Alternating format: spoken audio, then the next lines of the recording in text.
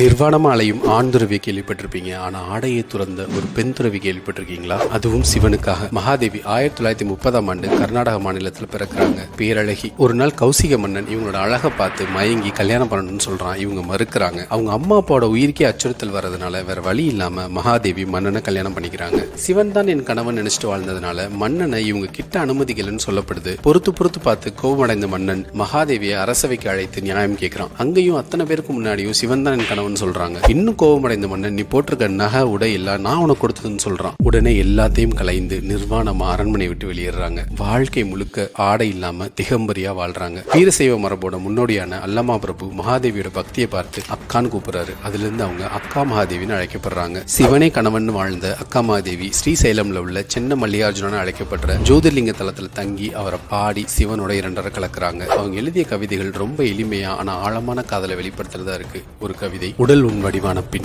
யாருக்கு சேவை செய்வேன், மனம் உன் வடிவான பின் யாரை நினைப்பேன், உயிர் உன் வடிவான பின் யாரை ஆராதிப்பேன், அறிவு உன்னில் கலந்து சுயமான பின் யாரை அறிவேன், சின்ன மல்லிகார்ஜுனனே உன்னால் நீயாகும் போது உன்னை மறப்பேன்.